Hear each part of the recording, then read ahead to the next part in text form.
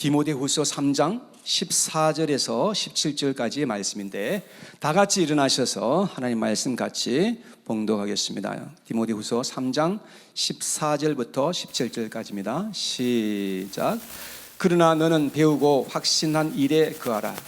너는 내가 누구에게서 배운 것을 알며 또 어려서부터 성경을 알았나니 성경은 능히 너로 하여금 그리스도 예수 안에 있는 믿음으로 말미암아 구원에 이르는 지혜가 있게 하느니라.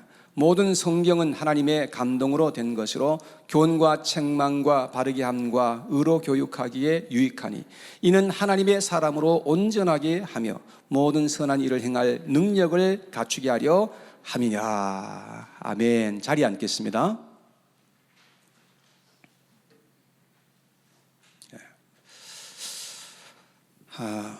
우리 동물들을 보면 언어가 굉장히 단순하죠. 근데 우리 사람들은 언어가 굉장히 복잡합니다. 그래서 사람들은 수도 없는 그런 시를 쓰기도 하고 두꺼운 책을 쓰기도 하고 그렇게 하는 것을 볼 수 있습니다. 여러분, 이 세상에 있는 모든 책들을 다 한 군데 다 모아놓으면 얼마나 될까요? 정말 엄청날 겁니다. 제 서재에만도 보면은 아마 카운트 해보지는 않았지만 1000권 이상은 될 거라 그렇게 생각을 합니다. 이 세상에는 수도 없이 많은 책들이 있습니다.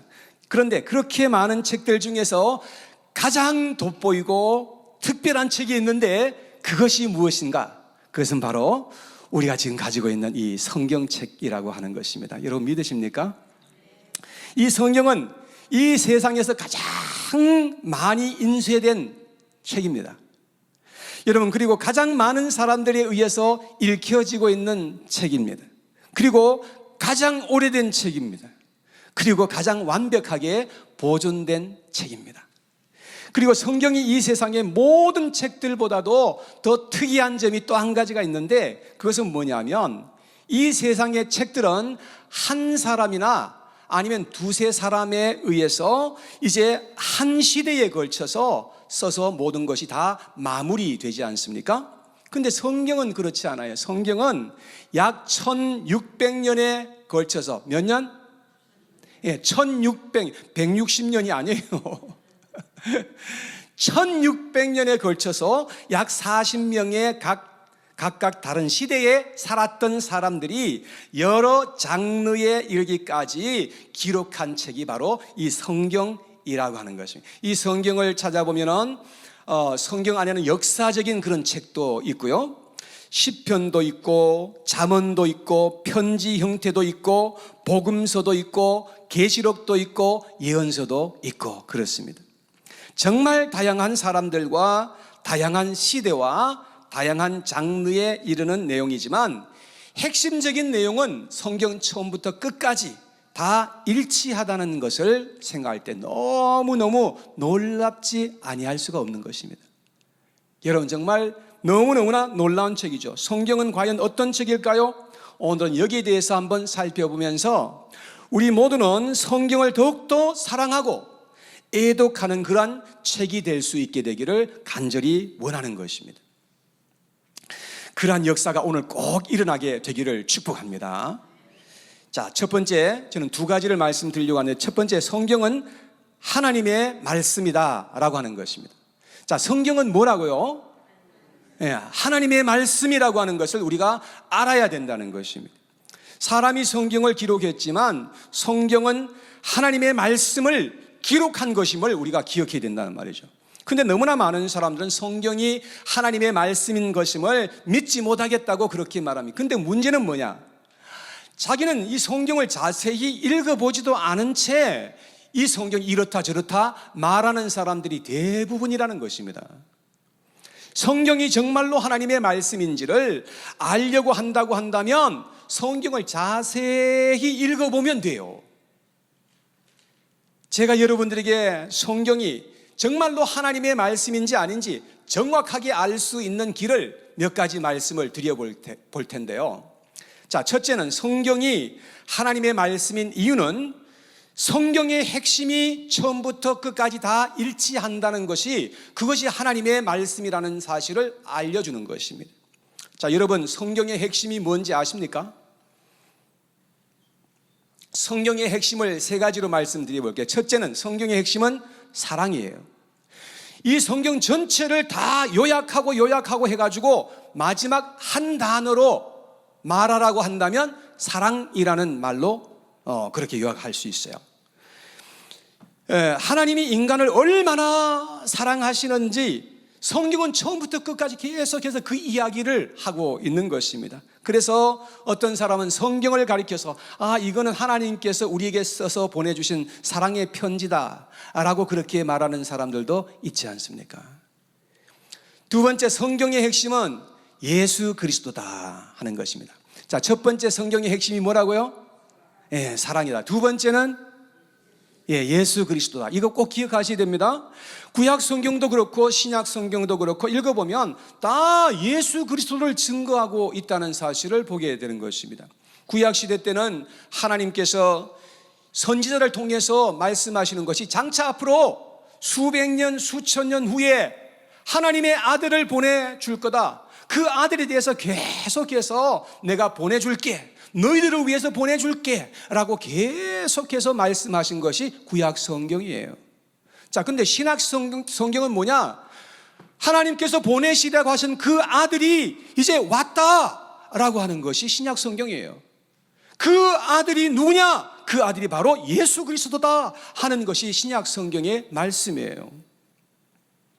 그래서 예수님께서 요한복음 5장 39절에 이렇게 말씀하셨어요. 같이 한번 읽어봅니다. 시작. 너희가 성경에서 영생을 얻는 줄 생각하고 성경을 연구하거니와 이 성경이 곧 내게 대하여, 누구에게 대하여? 예수님에게 대해, 나에게 대해서 성경이 말씀하고 있다 라고 그렇게 말씀하는 겁니다. 성경 전체는 다 예수 그리스도에 대한 증언인 것임을 우리가 알 수가 있습니다. 자, 그 다음 세 번째, 성경의 핵심은 하나님의 구원 계획이다. 성경의 핵심이 뭐라고요? 하나님의 구원 계획이다. 첫 번째는 뭐예요? 사랑이다. 두 번째는 예수 그리스도다. 세 번째는 하나님의 구원 계획이다 이거예요. 자, 이 성경을 한마디로 말한다면 인간을 어떻게 구원할 것인지에 대한 하나님의 계획서다. 하나님의 구원 계획서예요. 성경이 뭐라고요? 하나님의 구원 계획서다 라고 하는 것입니다. 구약도 그렇고 신약도 다 여기에 초점이 맞춰 있는 겁니다. 어떻게 우리가 구원받을 것인가? 여기에 초점이 맞춰 있어요. 그렇게 많은 사람들이 여러 시대에 걸쳐서 썼음에도 불구하고 다 일치한 내용으로 쓴 것을 보니까 성경은 하나님의 말씀이구나 라는 사실을 그냥 쉽게 알 수 있는 거예요. 자, 두 번째, 성경이 하나님의 말씀인 이유는 성경의 예언 성취를 통해서 알 수 있는 거예요. 자, 성경을 읽어보니까 처음부터 끝까지 다 핵심 내용이 다 일치한다는 거예요. 첫 번째가. 두 번째는 성경의 그 말씀이 다 예언 성취가 이루어졌다는 거예요. 성경을 다른 말로 하면 뭐라고 할 수 있을까요? 이것을 예언서라고 그렇게 말해요. 왜냐하면 성경 안에 수도 없이 많은 예언이 기록되어 있기 때문에 그렇습니다. 수천 수백 개의 그런 예언이 각 시대마다 기록되어 있는데요, 예언은 장차 어떤 일이 앞으로 일어날 것이다 라고 하는 것에 대해서 미리 알려주는 그런 의미가 있는 것이죠. 한두 개도 아니고 그렇게 많은 예언의 말씀들이 다 성취되었다는 그 말은 성경이 진리이고 하나님의 말씀이다 라고 하는 사실을 우리가 알 수가 있는 거예요. 만일 성경이 하나님의 말씀이 아니라면 절대로 그런 일이 일어날 수가 없습니다. 세상 어디에 이러한 책이 있겠습니까? 노스트라다무스라고 하는 사람이 있는데요, 그분은 예언을 아주 많이 했던 사람이거든요. 그런데 그분의 예언이 적중한 그런 그 예언이 있긴 합니다. 아주 명철한 그런 사람들은요, 장래에 어떤 일이 일어날 것에 대한 어떤 그런 통찰력을 가지는 그런 사람들도 있습니다.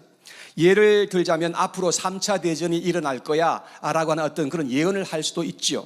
또 어떤 사람은 오래전에 인간지능을 능가하는 그러한 로봇이 나올 거다 라고 그렇게 예언한 사람들이 있었어요. 이런 유의 예견은 할 수가 있지만 성경에서 기록한 것과 같은 그러한 정확하고 확실한 예언을 할 수는 없습니다. 혹 몇 가지 예언은 맞출 수가 있다 할지라도 100% 말한 것을 다 맞출 수 있는 사람은 아무도 있을 수가 없는 거예요. 자, 그런데 성경을 읽어보면 얼마나 정확하게 예언의 말씀이 성취되었는지를 보게 되면 정말로 놀라운 일이죠. 그래서 성경은 하나님의 말씀이라는 사실을 우리는 깨달을 수가 있게 된다는 것입니다. 아멘. 자, 세 번째, 성경이 하나님의 말씀인 이유는 성경이 증언하고 있는 것입니다. 성경을 읽다가 보면 하나님이 가라사대라는 그런 말씀이 있죠. 여호와께서 말씀하시되라는 그런 말씀이 아주 성경에 많이 기록되어 있는 것을 보게 됩니다. 무슨 뜻일까요? 하나님께서는 특정한 사람을 택하셔서 그들에게 말씀하시고 그들이 그 말씀을 기록했다라는 그런 의미예요. 오늘 본문에 보면 디모데후서 3장 16절에 이렇게 말씀합니다. 모든 성경은 하나님의 감동으로 된 것이라 이렇게 말씀을 했는데요, 영어 성경에 보니까 하나님의 감동이란 그 말을 God breathed 이렇게 되어 있어요. 그러니까 이 성경은 하나님의 감동, 그러니까 하나님의 입김으로 말미암아서 기록되었다, 그런 의미예요. 지금 제가 말하고 있잖아요. 말할 때에 제 입김이 함께 나아가는 거잖아요. 그러니까 여러분, 하나님께서 말씀하실 때에 하나님의 입김이 함께 나왔다는 거예요. 그런 의미에서 하나님의 입김으로, 하나님의 감동으로 하나님의 말씀이 기록되었다고 성경은 그렇게 말씀을 하고 있는 거예요. 자, 베드로후서 1장 21절에 보니까 이렇게 기록합니다. 같이 읽어봐요. 시작. 예언은 언제든지 사람의 뜻으로 낸 것이 아니요 오직 성령의 감동하심을 받은 사람들이 하나님께 받아 말한 것임이니라. 성령의 감동하심을 받은 사람들이 있다는 거예요. 그들을 통해서 하나님께서 이 말씀을 하셨다는 거예요. 자, 하나님은 예언자들이나 제사장들, 왕들, 사도들을 택하셔서 그들에게 말씀하셨던 것을 볼 수가 있습니다. 왜냐하면 하나님께서 우리에게 직접 말씀하실 수가 없으셨기 때문에 그렇습니다. 성경에 보면 하나님의 임재가 조금만 강하게 나타나잖아요. 그럴 때 사람들은 기절을 하기도 하고요, 죽은 자처럼 되기도 했던 그런 일들이 성경에 기록되어 있어요. 다니엘 같은 경우에는 하나님의 임재가 강하게 나타났을 때 며칠 동안 알아서 누워가지고 일어나지도 못했어요. 시내산에서 하나님께서 이스라엘 사람들에게 직접 말씀하셨던 적이 딱 한 번 있었어요. 그랬을 때 이스라엘 사람들은 벌벌 떨고 아주 그냥 정말 너무나 무서워했던 것입니다. 그래서 그들이 모세에게 찾아가가지고 하나님이 절대로 이제는 앞으로 우리에게 직접 말씀하게 하지 마시고 당신을 통해서 말씀하면 당신이 우리한테 말씀해 주소서, 그럼 우리가 다 그 말씀 지키겠습니다, 이렇게 말했던 적도 있었어요. 그래서 하나님은 특정한 사람들을 택하셔서 영감을 주시고 감동을 주셔서 그들에게 말씀하시고 그들은 우리에게 말씀하게 하신 겁니다. 그런 말씀들을 기록해서 모아놓은 것이, 그것이 바로 이 성경책이다 라고 하는 것입니다. 여러분, 아멘 하실 수 있겠습니까? 여러분, 성경이 뭐라고요? 누구의 말씀? 그렇죠. 성경 하면 하나님 말씀, 딱 이게 와야 되는 거예요. 사람이 있었지만 사람의 말이 아니라 하나님의 말씀, 하나님께서 나에게 주신 말씀이라는 것을, 이걸 딱 우리가 정말로 믿어야 된다는 거예요. 여러분, 믿으십니까? 예, 우리가 이 성경책은 하나님 말씀이다 라는 것을 정말 확실히 우리가 알아야 되는 거예요. 자, 두 번째는 뭐냐? 성경은 우리 인간이 구원을 얻게 하는 지혜의 책이다. 무슨 책? 예, 지혜의 책이다. 이 땅에 살아가는 모든 사람들은 다 죄인이고 타락한 사람들인 것임을 성경은 우리에게 말씀을 하고 있습니다. 그래서 사람들은 반드시 죄에서부터 구원받아야 한다는 것을 성경은 우리에게 가르쳐주고 있는데요, 그래서 로마서 3장 10절에 보니까 이 세상에 의인은 한 사람도 없다라고 그렇게 말씀하고 있는 겁니다. 여기에 누가 당당하게 나와서 나는 죄가 하나도 없습니다, 나는 의인입니다, 이렇게 말할 사람이 있겠어요? 아무도 있을 수가 없습니다. 그런 사람이 만약에 있다고 한다면 정신병동으로 빨리 보내셔야 돼요. 예.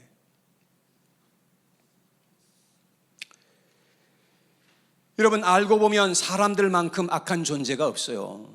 짐승들은 싸납기는 한데 악하진 않아요. 근데 사람들은 싸납기도 하고 악하기도 하다는 거예요. 얼마나 이기적이고 욕심 사납고 정욕적인지 몰라요. 모든 인간들은 다 죄 가운데서 잉태하였고, 죄 가운데서 세상에 태어났고, 죄 가운데서 살다가 죄 가운데서 죽는다고 성경은 그렇게 말씀하고 있습니다. 그리고 그것으로 끝나는 게 아니라 사람이 죽고 난 후에 영원한 심판을 받게 될 것이다. 성경 그렇게 우리에게 말씀하고 있는 겁니다. 그리고 이런 굴레에서 벗어날 사람은 아무도 없다라고 하는 것이죠. 그런데 성경을 읽어보면 하나님은 우리 인간이 죄에서부터 구원받을 수 있는 완벽한 계획을 다 기록해 놓은 거예요. 성경은 그 어디에서도 가르쳐 주지 않는 구원의 방법을 우리에게 가르쳐 주고 있다는 말이에요. 그래서 오늘 본문 15절에 보니까 이렇게 기록합니다. 다 같이 읽어봅니다. 시작. 또 어려서부터 성경을 알았나니 성경은 능히 너로 하여금 그리스도 예수 안에 있는 믿음으로 말미암아 구원에 이르는 지혜가 있게 하느니라. 할렐루야. 그래서 성경을 잘 읽으면 우리가 구원을 받을 수 있는 그런 지혜를 우리가 얻어서 구원받을 수가 있게 된다는 것입니다. 이 지혜는 사람의 지혜가 아닙니다. 사람의 지혜는 하나같이 스스로 노력해서 구원받아 돌을 닦아봐, 선한 행위를 많이 하면 구원받을 거야 라고 이렇게 가르쳐 주는 것입니다. 그런데 죄인은 스스로 그렇게 할 능력이 없다는 사실이죠. 그래서 아무도 스스로 구원을 받을 수가 없습니다. 그런데 우리는 성경을 통해서 예수 그리스도, 하나님의 아들 예수 그리스도를 믿는 그 믿음으로 구원 얻는 놀라운 하나님의 지혜를 발견하게 하여 준다는 것입니다. 그래서 로마서 1장 16절에 사도 바울은 이렇게 말했어요. 같이 읽습니다. 시작. 내가 복음을 부끄러워하지 아니하노니 이 복음은 모든 믿는 자에게 구원을 주시는 하나님의 능력이 됨이라. 먼저는 유대인에게요 그리고 헬라인에게로다. 여기에서는 하나님의 말씀을 복음이라 했는데 복음이 무엇입니까? 복음은 좋은 소식이죠. 복음은 하나님의 능력입니다. 그래서 누구든지 예수 그리스도를 믿는 자는 구원을 얻게 된다고 성경은 말씀하고 있는 것입니다. 할렐루야, 할렐루야. 베드로 사도는 베드로전서 1장 23절에 이렇게 말했어요. 다 같이 시작. 너희는 거듭난 것은 썩어질 씨로 된 것이 아니요 썩지 아니할 씨로 된 것이니 살아있고 항상 있는 하나님의 말씀으로 되었느니라. 우리는 성경에 기록된 이 하나님의 말씀을 통해서 거듭날 수 있고 구원받을 수 있다는 것을 우리가 알 수 있죠. 그래서 하나님은 많은 선지자를 보내셔서 우리에게 말씀하신 거예요. 수천 년 동안. 그러다가 하나님께서 마지막에는 하나님의 아들을 직접 보내셔가지고 우리에게 말씀하여 주셨다는 것입니다. 여러분 믿으시기를 바랍니다. 할렐루야. 이 놀라운 일을 하나님께서 우리에게 행하셨는데 이 말씀을 우리가 우리의 지금 손에 들고 있다는 거예요. 오늘 말씀에서 꼭 두 가지 여러분들이 기억하시고 꼭 마음에 새기시고 또 위에서 기도하시기를 바랍니다. 첫째, 성경은 하나님이 우리에게 하시는 하나님의 말씀이다. 성경은 뭐라고요? 네. 누구에게 하시는 말씀? 나에게 하시는 말씀. 여러분 꼭 기억하시기를 바랍니다. 두 번째, 성경은 우리가 죄에서 완벽하게 구원받을 수 있도록 하여 주시는 지혜의 말씀이다라는 것입니다. 성경은 하나님의 말씀임과 동시에 우리가 구원받을 수 있도록 해주는 그런 지혜의 말씀이다라고 하는 것이죠. 이 놀라운 책을 하나님이 우리에게 정말 주셨다고 한다면 우리는 이 책을 어떻게 해야 할 것 같습니까? 여러분, 과거에 살았던 많은 그리스도인들은 이 성경을 필사해서 이걸 써가지고 다른 사람들한테 이것을 전하기 위해서 얼마나 노력했는지 몰라요. 그리고 성경을 다른 나라 말로 번역해서 어떻게 하든지 하나님의 말씀을 다른 사람들에게 전하기 위해서 목숨을 걸고 헌신했던 그런 사람들이 얼마나 많았는지 몰라요. 여러분, 한글말로 번역된 이 성경이 지금 우리 손에 들려 있다는 것은 이것은 엄청난 하나님의 은혜라는 것을 여러분 꼭 믿으시길 바랍니다. 이거는 정말 그냥 된 게 아니에요. 수많은 사람들이 이것을 위해서 목숨을 버린 사람들이 많이 있었다는 겁니다. 절대로 우리는 이것을 가볍게 생각해서는 안 된다는 것입니다. 우리는 이 성경의 고귀함과 위대함을 알아야 합니다.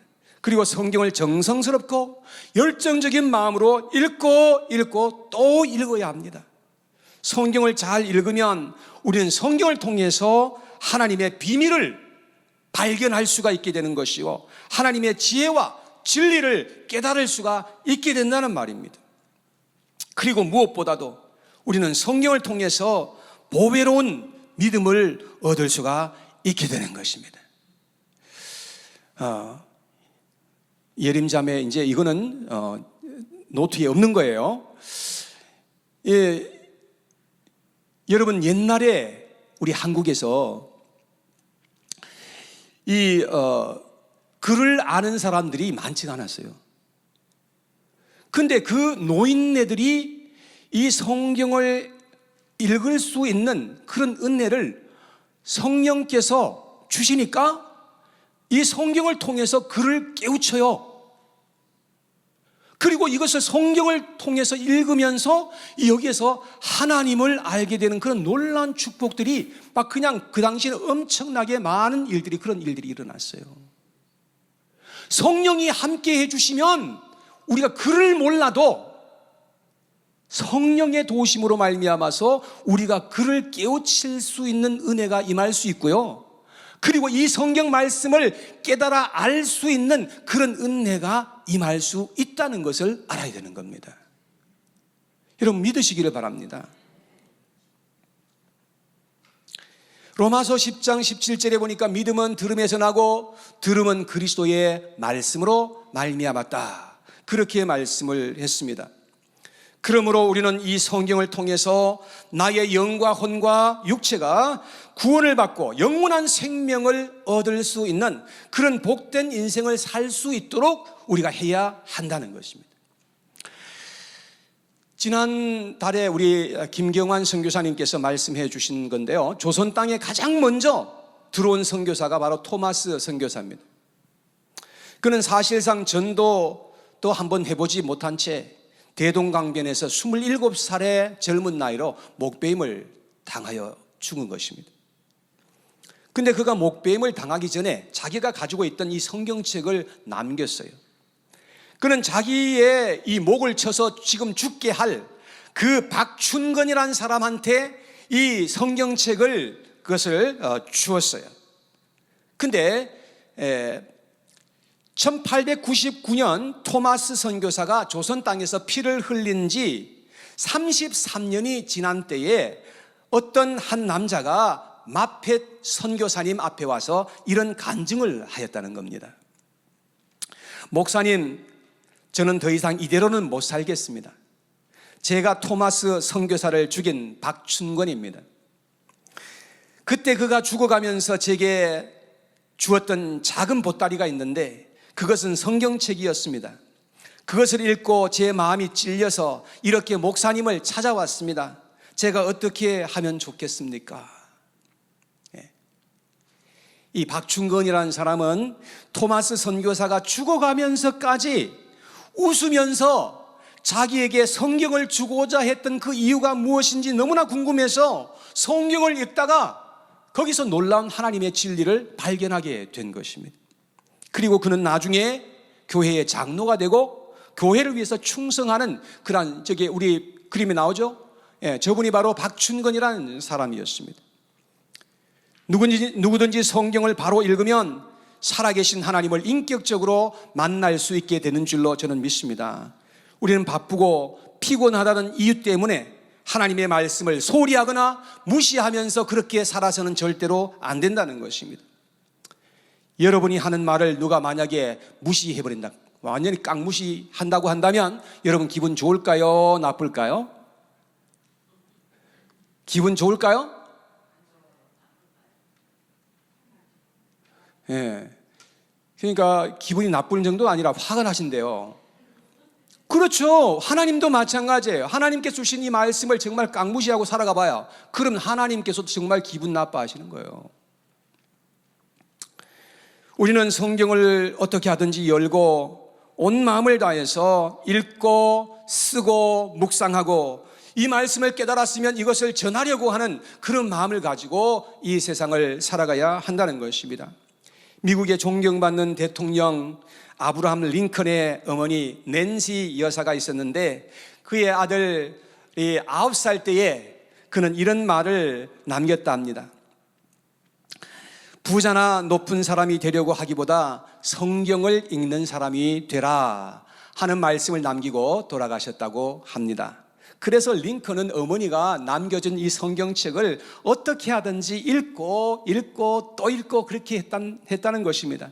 그러한 아브라함은 성경을 읽다가 노예 해방이라는 놀라운 성경의 진리를 발견하고 그리고 그 하나님의 진리를 실행에 옮겼던 그런 위대한 사람이 되었던 것입니다. 시편 119편 130절을 세번역으로 보니까 이렇게 되어 있습니다. 같이 한번 읽어봐요. 시작. 주의 말씀을 열면 빛이 비치어 우둔한 사람들을 깨닫게 하나이다. 성경을 늘 여러분들 가까이에 두시고 성경을 자주자주 펼치시기를 바랍니다. 그러면 거기에서 빛이 비치어서 깨달음을 우리가 받게 되는 것이요 놀라운 복을 우리가 받을 수가 있게 되기 때문에 그렇다는 것입니다. 사랑하는 여러분, 제발 성경을 읽으시고 성경을 사랑하시는 저와 여러분 모두가 되시기를 축복합니다. 그리고 성경을 여러분들에게 있어서 이 세상에서 가장 가까이 하는 것이 되도록 하시기를 바랍니다. 여러분들의 남편보다도 더 가까이 하셔야 될 것이 성경, 여러분들의 아내보다도 더 가까이 해야 될 것이 바로 성경이에요. 여러분들의 자녀보다도 더 가까이 해야 될 것이 바로 이 성경이라고 하는 것입니다.